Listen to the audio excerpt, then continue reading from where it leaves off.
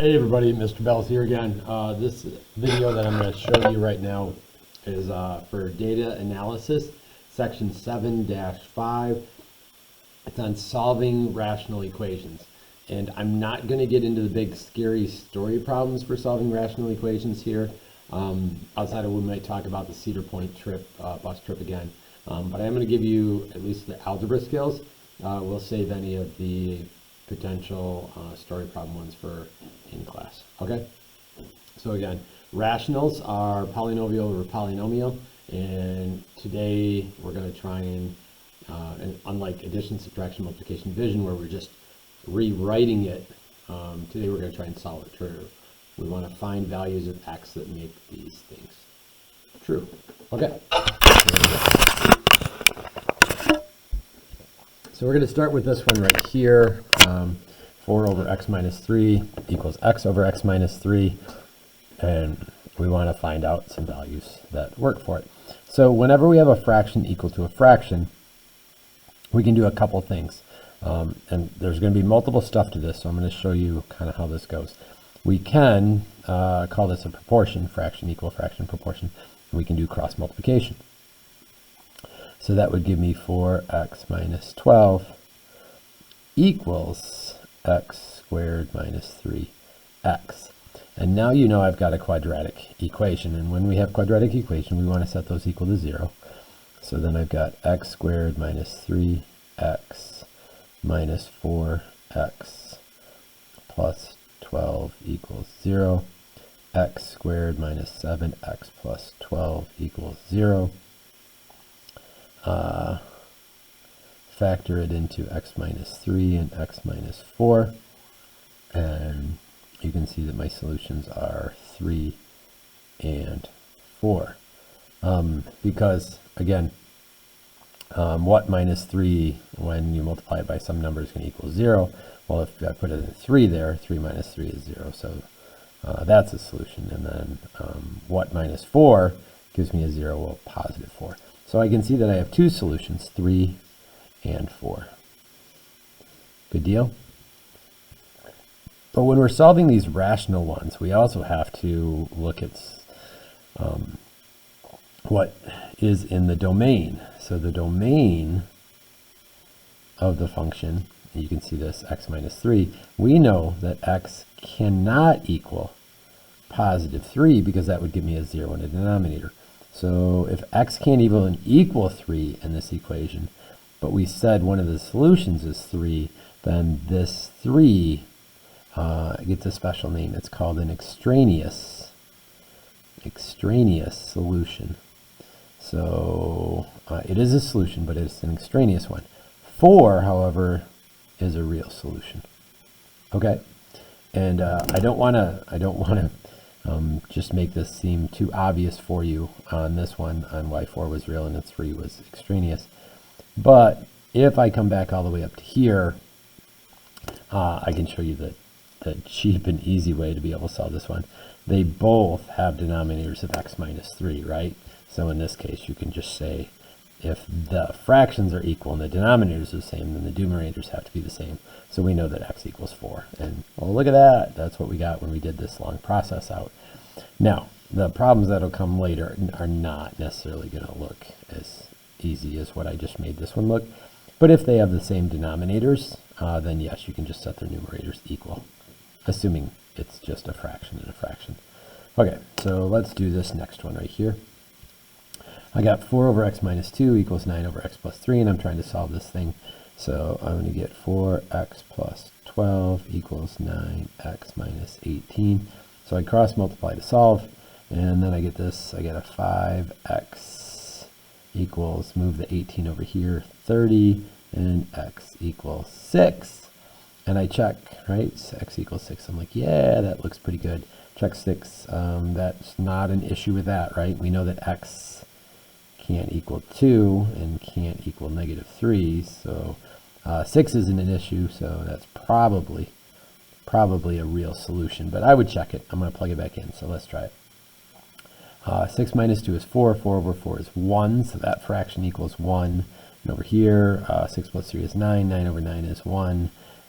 check mark, they both equal 1, so 6 equals x is real. Okay, so how do I go about doing something like this?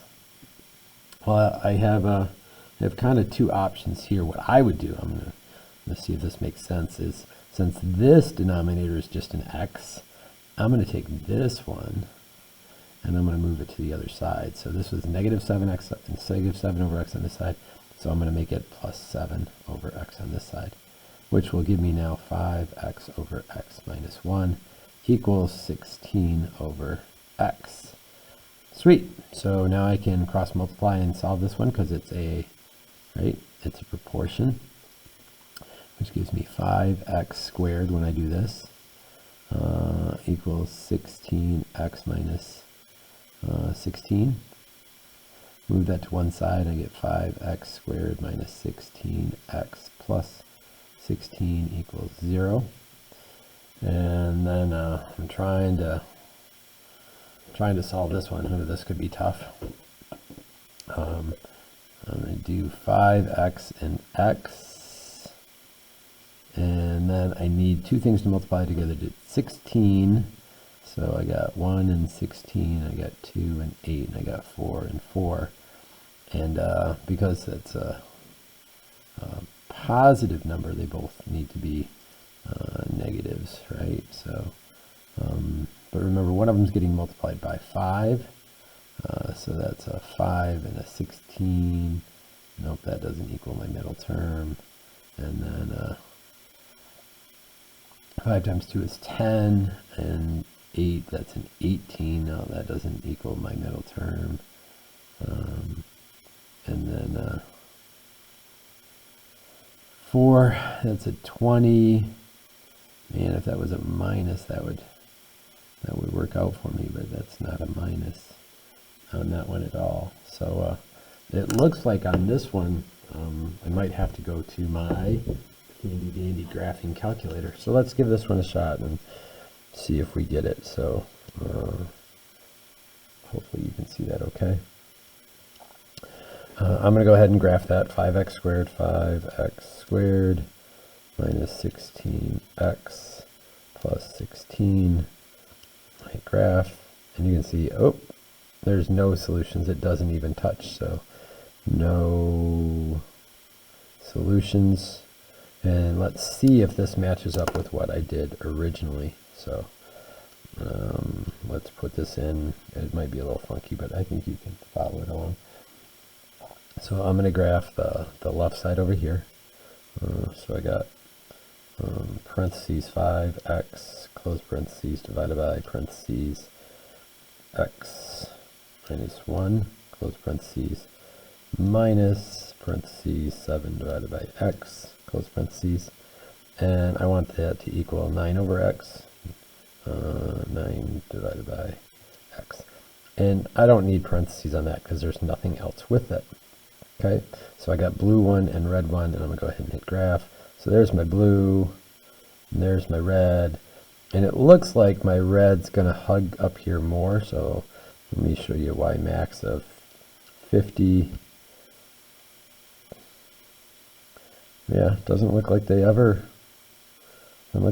touch. And if I go to my x min of negative 80, I hit that graph, and you can see the red line. See how that's always below it? So this one had no solution, and sometimes that happens, and that's kind of why I put this one on here. Sometimes there is nothing on it. We can still do the algebra and still see how it works out, but there we go. Okay, so now I'm going to try this one. And in order to solve a big equation like this, I'm going to want to multiply by the LCM to everything. So I know I've got an x and I've got an x minus 4. Technically this has a 1 underneath it. So I'm going to multiply these to all of these terms. So when I do it to the first one, this x right here will kill this x, and I'll get 10x minus 40, because the x minus 4 is multiplied to the 10. And then when I do this times the next one, I'll get, let me show you what these are combined here, x squared minus 4x. Well, that's going to multiply to the 3, so then I get plus 3x squared minus 12x. So 3 times x, and then 3x times x minus 4 gives me that. And then when I do it to this last one, this term right here, this x minus 4 kills that x minus 4. So I just have to distribute the x in. So that would be x squared plus 9x. So I have something that looks like that. So one more time, because that was a little bit fast. I look at all their denominators, and I go, is there any factors that are common? And there's nothing. So then I got to write them all down. So x is factor for this one, 1, but I don't need to have a multiplication by 1. That doesn't change anything. And x minus 4. And then I multiply this to each one of these terms. This x killed that x, and I just have to do the 10 times the x minus 4. And that's 10x minus 40. Now here, this 1 didn't kill off either one of these things, so I have to do the x times the 3, and then multiply by the x minus 4, and that's where the 3x squared minus 12x came from. And then when I do this expression times this last term, the x minus 4 killed that x minus 4, so I just had the x left. So x times x is x squared, and x times 9 is 9x. So now I've got this to be able to solve for, and I'm going to try and put it all on one side. So when I move this x squared over here, I'm going to have 2x squared. I move this 9x over here, right? So that's a minus 9 from 10x, that's x, minus 12x, so that's minus 11x. And then minus 40 equals 0. And then I got a 2x and an x. I need the middle term to be 11, and my factors are 1 through 40. So 1 and 40, 2 and 20, 4 and 10, and 5 and 8. And I need it to be 11. I need a difference of 11.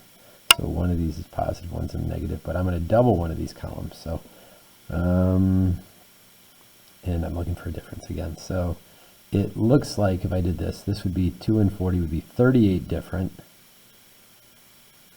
And this would be 4 and 20, that would be 16 difference. 2 times 4 is 8 and 10, that would be 2 difference. 2 times 5 is 10 and 8, that would be 2 difference. And I need a difference of 11, so none of those work. So I'm going to have to do the double in on this side. So that's an 80 and a 1, that's 79 difference. That's a 40 and a 2, that's 38 difference.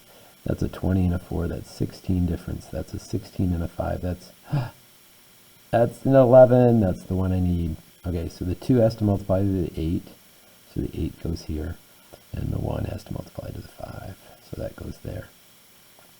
I need it to be negative 11, see that's a negative 11, so the 2 times the 8 has to be the negative thing, so that's a negative and that's a plus, which means my solutions now are 8 and the opposite of this, right, negative 5 over 2, negative 2.5. 8 and negative 2.5. And you could check those on your graphing calculator too. Hopefully you've watched all these videos before you got in here into the classroom. That makes it a little bit easier. Okay?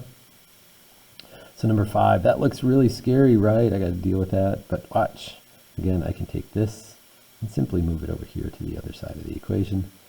So then I'd have x plus 3 over x minus 3 equals, and then I'd have, let me write the whole thing out so it doesn't look too shortcutted for you, minus, or let's do plus and negative, plus negative x over x minus 5. So then since these are the same denominators, I can just go ahead and do that. So now I get x plus 3 over x minus 3 equals 5 over x minus 5. And then I'm going to cross multiply to solve this one. Okay, so I get x squared, crossing this way, right? Minus 5x plus 3x is minus 2x. And then 3 times negative 5 is negative 15. Equals here 5x. And then what do I get? Minus 15. Sweet. So then I move these two things to the other side. So that's a negative 5x over here. And that's a plus 15 over here. So it looks like I got x squared minus 7x equals 0. And you're like, wait, what the heck happened? Where's my constant term? What do I do with that? I don't know. No, it actually is easier this way because there's no other term that I have to worry about factoring, so the factoring becomes simple. There's an x that's common to both of these things, so factor like a dentist. X and x minus 7, which means my solutions are 0 from this one and positive 7 from this one. Okay, and you can go ahead and you can plug these things back into these original problems. You can do the same thing over here on this one, and they're going to work out for you. Okay, the last thing, discrete versus continuous, that pops up in one of the questions. Because lots of times with these rational functions, when we graph them, we know we have stuff that looks like this. But in reality, sometimes graphs aren't every single one of those possible points. So I bring up the Cedar Point question again to you. The Cedar Point question, I apologize. Bring up the Cedar Point question again to you.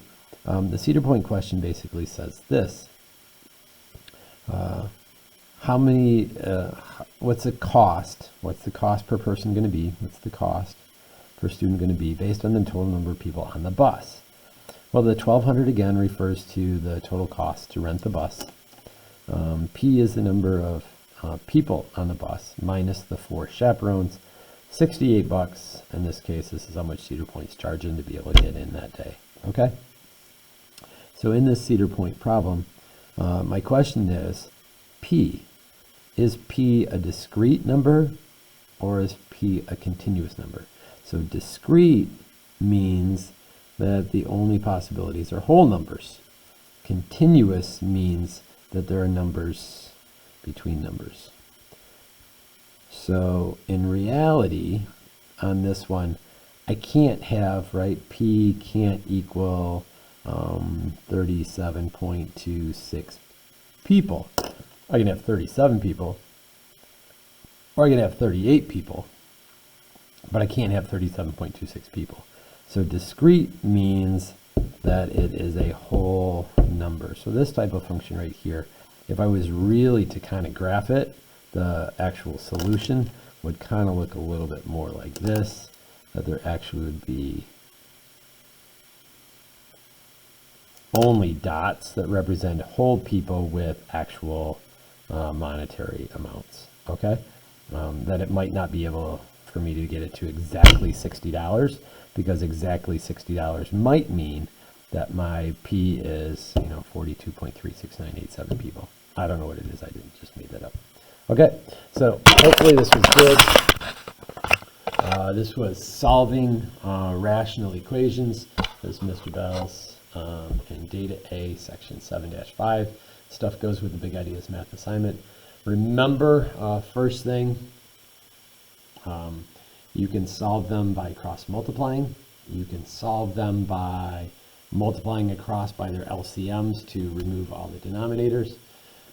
Lots of times when you have to do these things, you're going to then have to factor a quadratic afterwards to be able to gain the solutions.